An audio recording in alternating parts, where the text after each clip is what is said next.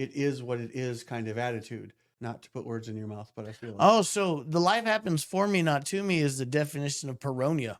Do you know what paranoia is? It's the opposite of paranoia. It's that the entire universe is conspiring to bring your wildest dreams into manifestation. I'm okay with that.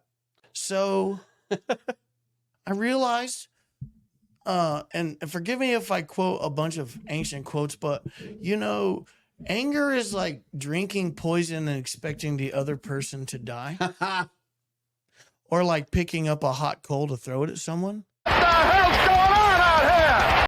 All right. Hey, everybody. Welcome back to another episode of Fueled by Spite. As always, I am your host, Dr. James Taylor. With me today, I have an introduction prepared. Let me look it up here real quick. One, Mr. Cody McCoy. Cody. That's me. P-O-E-T.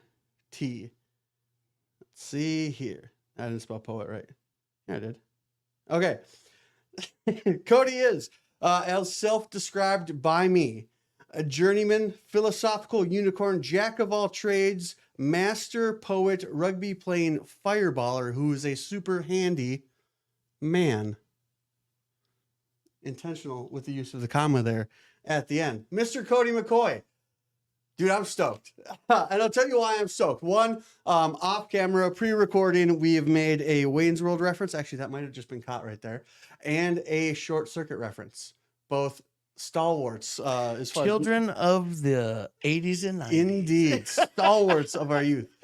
Cody McCoy, we met on a rugby pitch about a decade ago. I would say many moons ago. Right. There's a moon or two per decade. And I'm gonna just describe you like this, or at least your interaction with people. I would love for you to either agree or disagree. It seems like either people love you and totally get you, or they're annoyed by you. That would be correct. Yeah, it doesn't seem like there's a whole lot of middle ground. Like, man, just like you take you as you are, and that's your only option. Either you take it or you get annoyed by it. And there's nothing personal. No, I don't think you take it personal in the least. And I feel like the average person could probably learn something from that standpoint. In my later years, after going through a numerous amount of trouble, realized that it's important to be able to set boundaries, but you can't set boundaries unless you know what your boundaries are, which requires a certain level of self-awareness. But then often I have found when it comes time to set a boundary, the person or the idea or whatever boundary I'm setting, they'd already advanced so far that when I drop when I set the boundary, that when that door drops, it's gonna probably chop a toe off or something like that. And like boundaries are important. True. No matter if you set them properly in the right amount of time or you have to set them later than you wanted to, and somebody's gonna get hurt, you have to draw your own boundaries so that you can protect your own positive energies. Like, nobody wants to be drained of happiness and joy and laughter and life. And preach. Okay, so question a lot off of that. things against that. When you said when you I'm gonna have to paraphrase because I lost your exact words, but basically you've got to do some self-study to determine these boundaries. I want to say it's Wallace Waddles. In one of the Wallace Waddles, Napoleon Hill, one of those, maybe Hell and Napoleon Dynamite. So somebody had said somewhere along the lines that some of the hardest work a man can do is sustained thought. Self-study takes sustained thought. That's a very powerful statement. How do you self-study? What made you self-study? Shit, dude, we're going to get deep real quick. So funny that you should say that. My X handle, which I've only posted one post on, and my new TikTok, which I started today, is the Quantum Philosopher. And I was telling my buddy that the slogan of the Quantum Philosopher should be, "We'll get so deep so quick you think I'm coming at you from the inside out." That'll work. So there was clearly a time before I went to jail in 2016 for 8 months and the Austin State Psychiatric Hospital. And then there was everything after that once I got out of jail. And Can you give us the cliff notes leading up to that? The cliff notes afterwards. I was born. That a boy? I lived my life the best I could. Okay. I met a girl. Mm. I mean, I met lots of girls, Yeah. but I met the harbinger of death, if you will. We got married, got divorced, and then I didn't take that sitting down. Okay. And I went hard, and I ended up going to jail several times. In hindsight, she's one of my closest friends now, but this is a decade and a half of struggling to be accepted for who I am, if you will. And so I ended up sitting in jail for a long time, and that place became to me. I went to jail at Travis County, which is Austin, Texas. Okay. For 8 months. I also spent several months. No, I took several visits to the Tarrant County Jail. Okay. One of my missions in life is to help Tarrant County understand what a good correctional system and a bad correctional system look like. Fair. So that they can realize how bad it is around here. But I went down there, and that place became like almost like a Buddhist sanctuary to me. I had to Tarrant surrender. or Travis? Travis. Okay. They had the means to help somebody heal. Warm blankets, books on quick draw. You get to go outside. You get to play games. You get to hang out with people. Mm-hmm. You're allowed to work out. None of those things exist in Tarrant County as they are right now. But I got down there, and that place became like, well, I say it like this. A whole bunch of nice, wonderful people who are seeking all sorts of beautiful things will go to Buddhist retreats and hang out and call it surrender, but they can get up and leave at any time. And the real truth is those jail doors are almost infallible. And so you can't get up and walk out. And so you can either surrender to the cosmic whatever's happening, and then, or you can't. And I surrendered to it, and it became like a dojo to me. And I wrote essays about it that I'm sure people will hear later. But when I went to jail, and then when I went to the state hospital, they call it ASH. I'm not a phoenix. I'm just saying I've been to the ASH. See what you did there. And And rose from it. And there was just a time before and then a time after. And so all the time before was before I went to jail and before I got out and before I went through all that and became who I am today. I see it as like almost written in the stars because I love who I am. Mm-hmm. I wish it were easier sometimes to be me, you know, but it started in jail. Huh. And it was my greatest experience that I've had thus far. Short of my daughter being born, Yeah. who's 19 and about to run for Hill College. Badass. No big deal. No big deal. Proud dad. Whoever I am today has started in jail with I don't know. I don't even know if I'm answering the question you asked I think me. you might be. No, so I wonder if maybe it can direct you a little more. Please do. So the jail was the environment, if you will.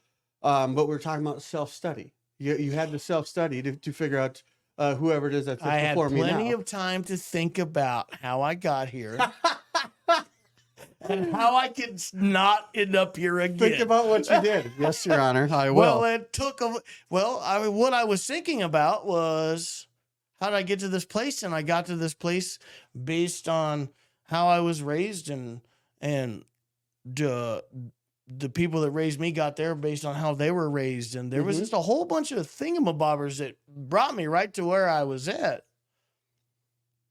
And the only thing to do was take responsibility for all of it and not let it happen anymore. You know, it was I almost call it like a breaking ancestral curses type stuff. Interesting. So, not to intentionally put words in your mouth. There were people who came before you who were on a bit of the same path as you were at that point. And either did or did not have the gumption to divert paths. I like that. To Which divert is it. difficult. So you could have quite easily followed the same path. I guess that sounds obvious and redundant, but before I got married on 11/11/11. Oh, nice. At sunrise, there was a full moon in the west and a sunrise it was really magical. We got married in Tandy Hills Park, which is the park that I work at on a regular basis.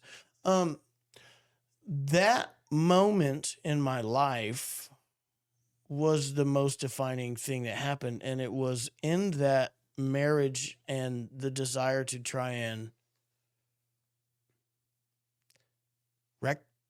reconcile, heal, whatever. Like when I got married that day, like I made a promise to God and I was like, that's the only one I ever really made. And I fucking meant it. Like that was just it.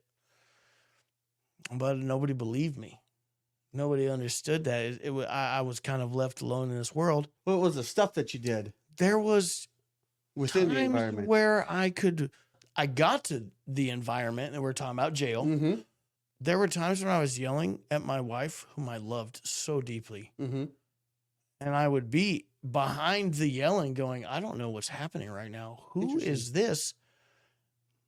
But on the same note, I can remember the way that my dad spoke to my mom, and I realized, oh shit, this isn't me. Yeah. But by the time I realized that I was just acting off of programming, I had already lost the object of my love. You know what I'm saying? Like, and so the process of trying to return to that garden, if you will, was very long and laborious. And it wasn't me. Because I knew that I loved that person, but I couldn't control this stuff that was coming out of me that was like almost like this vitriol. So two questions. Well, one question and one. I think you will follow on this. Are you familiar with angel numbers? Yes. Okay. Why did you pick 11/11/11? I didn't. She did. Okay. Are you familiar with 11/11 as far as the representation? In yes. Okay. Well, I'm going to share it with everybody else because oddly enough, I found myself quite recently in a intense situation, and after the situation had passed, and I was reflecting on what had transpired and how I would like to see it move forward, I glanced at the clock and it was 1:11. And prior to coming into contact with some people currently in my circle, I gave no heed to the angel number. But Sophia, whom you've met, educated me a little bit on the past, and it just so happened just went through this intense thing. Looked at the clock. It's 1:11. I wonder what that means. And it says our guardian angel is particularly close and wants us to focus on positive thoughts. And this is just a fucking Google search. What does 1:11 mean? Don't discount the Google. No, don't discount the Google. An alert from the angels and the energy is that you're supported by forces that you cannot see. A powerful and transformative symbol that carries a message of spiritual awakening, manifestation, and divine guidance. So again, with the understanding that I in no way, shape, or form really believe in coincidences, this is just a wonderful coincidence that I had this intense thing. I looked at the clock. It was 1:11. Hey, Cody, we have this interview scheduled today. Shit, it would not surprise me. Oh, no, it's 1:06. That would have been cool. But like I got married on 11/11. So just these coincidences, if you will. You're talking about a point in time when you made a commitment, made the first like real promise that you had every intention of keeping. So, I mean, again, I said there's two things. That was number one. I don't remember what the second one was now. But number one is a pretty good one. Yeah, it was a pretty good one. So I meant it when I said no issue on leaving off there. But so then let's take it back to this then.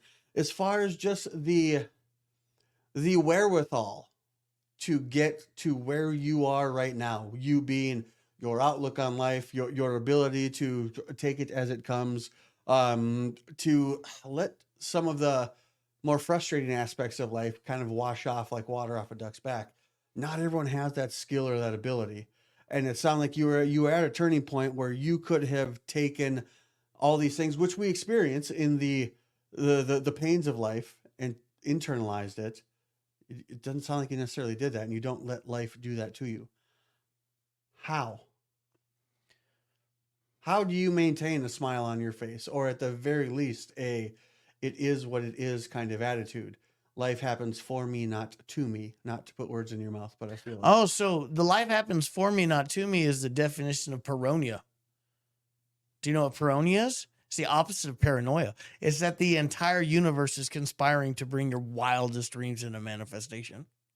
I'm okay with that. So I realized, and forgive me if I quote a bunch of ancient quotes, but you know, anger is like drinking poison and expecting the other person to die, or like picking up a hot coal to throw it at someone. So I've never heard that. I like that. I somehow, and I don't know where I got the gumption to see the world this way. This is like, I know where I was born. I know who my parents were. I know how they raised me.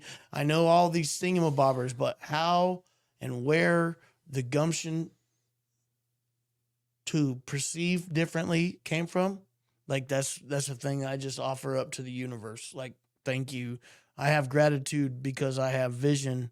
How do you not let the things that might be either monumental insults of life or even just the smallest one, like, because there are definitely people out there that you and I have come across on our day-to-day basis who do not believe the world, the universe, whomever is conspiring in their favor. If anything, there are people out there who believe that everybody's out to get them. So why are you on the positive side of that? What tricks do you have, if you will? What are your life hacks to maintain the smile on your face and the joy in life? That's a really heavy question. I can only answer this to how I can answer it. I have had two prayers in my life that I've always returned to on a regular basis. And the first one was, you know, I want to say God. When I say the word God, that doesn't even sound, that word is so bastardized in this universe. That word is offensive to me. So I'll say cosmos. Cosmos is everything that's ever been, everything that ever was, everything that will ever become, all the invisible energies, all the physical energy, everything, everything. Yep. So I would pray to the cosmos and I would say, listen, hey man, look, not assuming it's a man, like, God dang, like, right? It's a very difficult proposition to make a proper prayer without offending any of the gods. However, we'll just take cosmos. It's the world we're in right now, man. Cosmos, make me into the man you need me to be, because surely whatever I think I need to be is insufficient. That was number one. Recognize that I'm limited in my perspective, in my awareness, and I don't know what's happening on the other side of the earth. You know, I can't make real judgments because I need all the information to make any real decision. I just don't have it. But then another one that really came from a heart of desire was, you know, I would say, God, give me the thoughts to think, the feelings to feel, the words to speak, and the acts to act so that I may be a beacon of your love. I don't know what that fucking meant either. However, that's what I wanted. And what I came to find out is that our idea of love on this planet, or at least in Western civilized society, is really askew, because we're taught by, Go for it. The Christian faith to be kind, but that doesn't mean that we are taught how to be good. Sometimes the good one will swing a punch, smote a bully, hip and thigh, or sometimes the good one will say the things nobody else would say and then be ostracized by the kind ones, you know, and all of these sort of things. And so I came to this realization that somebody has to slay the bullies, and there's a lot of bullies out there. True. And I can't go across the world and slay bullies or anything, but I can definitely live my life to the fullest. And when I see somebody acting out of turn, well, I would definitely be the person to be like, time out. You can't. That's not cool. Have you ever that gave me a lot of gumption somehow. Have you ever thought of the fact too that in that scenario, in that instance, you are witnessing, let's just say, a bad act take place that you are going to right, a wrong take place that you are going to right, but it would stand to reason too that even in the absence of being in the presence of a wrong, just simply by living a life with the outlook that you have on it in and of itself could stop a wrong before it even occurs. So I'm not saying I'm a great wizard or anything like that. You don't have to. I think someone's Instagram handle might say it for you. But if I was a great wizard, my system of magic would be based on the ancient Hawaiian magic known as Huna. Okay. And a shaman, or in that philosophy, would be known as a kahuna. Think of the big kahuna. Huh. So Because you are in that system of magic, there is a word, ho'oponopono or ho'oponopono. There's all sorts of different ways you could say it. Yeah. But what that word in essence means is, I love you, I'm sorry, please forgive me, thank you. And it is believed that as one is witnessing acts that are less than divine, and they wish they could do something, reciting that word, ho'oponopono or ho'oponopono, or there's various O's and N's. How do you spell banana? an ancient word. How do you say it properly? We don't necessarily have, How do you write minimum in cursive? You just keep doing this for a little bit. So anyways, it's a point of contention. So, no matter how you say it, that intention is to say, I take responsibility for this, and I'm sorry for whatever I did that's causing this to happen, and I'd like to do whatever it takes to rectify this, and I'd really appreciate it if everybody would just go along with that. And so in this mindset, this whole, as I say it, ho'oponopono, that is a looking out into the world and taking full responsibility for everything, because I've figured out in life that a lot of people play the blame game. And if we are blaming other people for things we're not happy about, then there's two things that can happen. We can either wait for them to fix it and then wait to be happy, or take responsibility for it, fix it ourselves, and then exist in that reality. And to take responsibility for everything that we don't like in our lives,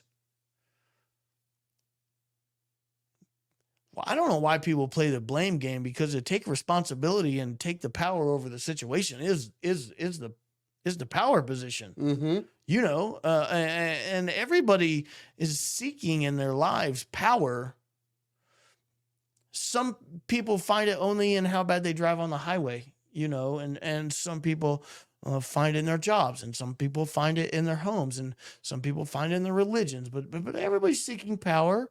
But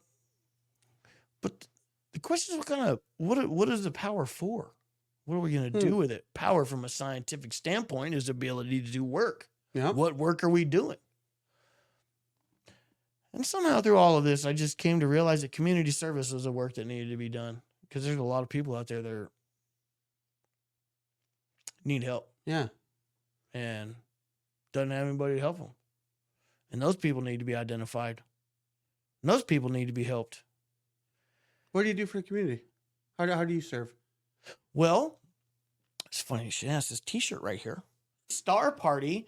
Me and one of my oldest friends, Eric Martin, started a nonprofit called the Boogie Brothers. Okay. And we started it in order to throw this solar eclipse party.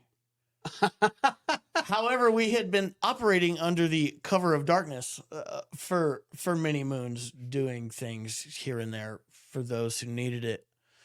But what I do for the community, what the Boogie Brothers do for the community is find a need and a place where community can happen and it isn't. And then finding a way to bring that to fruition so that people can hang out together. And so you asked me, you sent me a thing and asked me, what is a thing that what were the two questions you asked me? Yeah, the ones that we haven't touched on at all? Yeah. Well, because this is the one, this is the first one. Perfect. Okay. This is the first one. Well, it was basically, what's something, give me a time when you had to find a way or make a way. Okay, that's it. Okay. Let's stop there because I know the answer to the other one. That's fair. But that's more about Cody. Okay. So well, I think we're going to end on this one because I think this seems like a wonderful culmination. Find a way, make a way. That shirt. So when I got out of jail, that was in December of 2016. While I was in jail, my mom had gotten into a car wreck. It's pretty bad. Somehow I got out of jail and she got a rehab on the same day. And I was standing on the front porch when my aunt brought her home from rehab. And so I spent the next couple of, Are you talking like physical rehab from the car accident? Yeah. So I spent a couple of years living with my mom, helping her get along and all this sort of stuff.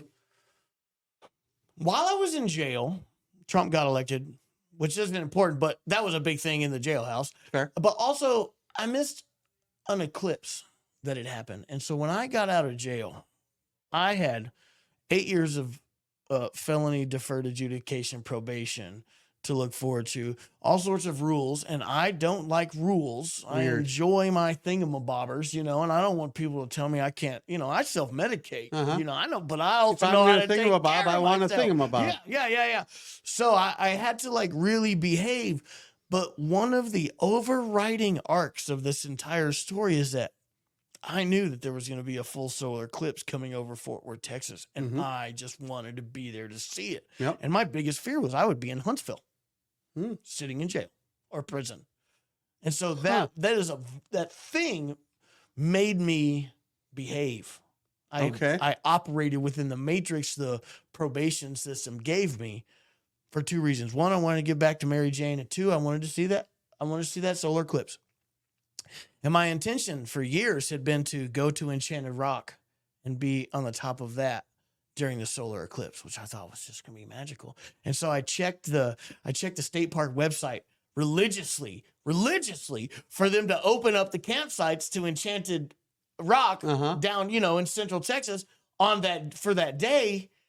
And I missed it by 6 hours and it was sold out just like that. I bet. And then I was just like, well, fuck, I don't know what I'm going to do. I'm just going to hang out. And then so another thing that is involved in this, I am employed by the Friends of Tandy Hills, which is the nature preserve over on the east side of Fort Worth, to go and do the work that needs to be done in the park, which is owned by the city. And so somehow through all of these connections, Bill Yates falls into all of this. Is from where I sit, the way that all of the connections have happened is I can't calculate it. I don't even know. I don't know how. Anyways, No, we don't. I realized that the solar eclipse was coming over. I had access to a park. I had the means to make it happen, to get it reserved. And then me and Eric and Daisy Pardo from Daisy's One World, we all like teamed up and we just in a matter of a month pulled off what should have taken 6 months to plan. We ended up having Panther Island Brewery bring their beers out. We had a food truck come out. We had DJs. We had all these sort of things. And we managed to raise $1,500 for the Friends of Tandy Hills, which was a nonprofit that takes care of the park. Now I work for that. So it was, I kind of had my own, I had my own stake in the game. But so me and my buddy Eric pulled together the Boogie Bros, a nonprofit organization, so that we could throw this party so that we could raise money for another nonprofit organization. And then when it came down to it, the solar eclipse happened and we were all standing there. And it was a thing that is seared into the mind's eye of 1,000 people. And I loved everybody that was at the party. That's fantastic. And so then we started trying to do other things for the community. So one thing we had to pull off was a party that would bring the community together. And you fucking nailed it. See, they don't have records for how accurate that shot was. Dude, they can't even define what just happened. Like I told you at the beginning, okay, here I've got this loose outline. We're gonna get off topic. I'm gonna let it happen. Man, I'm fucking glad that it did. Like I don't.